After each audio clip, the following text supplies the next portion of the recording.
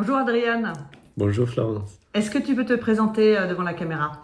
Oui, merci. Je m'appelle Adrian Gabriel Corpodin. Je suis le doyen de la faculté d'études européennes de l'Université Babeș-Bolyai de Cluj-Napoca, membre du réseau Utopia.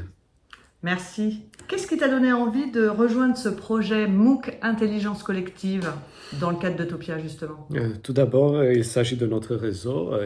Il faut collaborer sur de tels projets parce que Utopia, c'est une initiative extraordinaire de notre Commission européenne, de nos universités.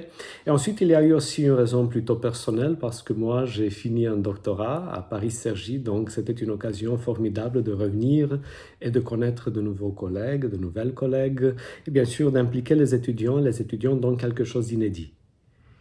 Quelles ont été les conditions finalement de mise en place de ce projet MOOC Intelligence Collective dans ton université? Donc, tout d'abord, il a été très important de trouver un groupe cible qui soit francophone, aussi bien qu'anglophone. Et nous, on est très chanceux parce qu'on a un master d'études politiques européennes comparées. Et là, il y a des étudiants, des étudiantes du monde entier.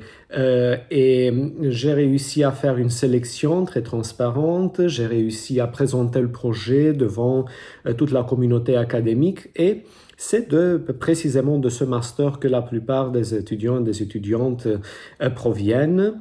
Et aussi parce que eux, ils proviennent de toutes sortes de disciplines académiques, si vous voulez. Il y en a qui ont fait des études en Sciences Po, qui ont fait des études en relations internationales, ou bien qui se sont réinventés grâce à notre master.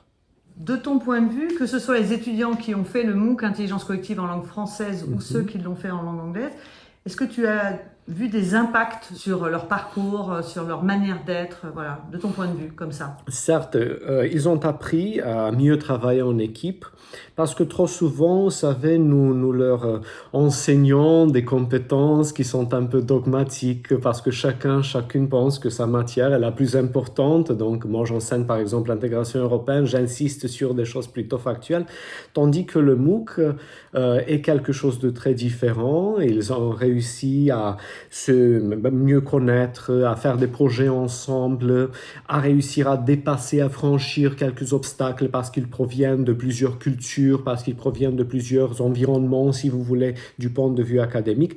Donc je pense que leur performance académique, aussi bien que la manière de travailler, ont été vraiment améliorées grâce à ce projet. Merci beaucoup, Adriane. Merci également.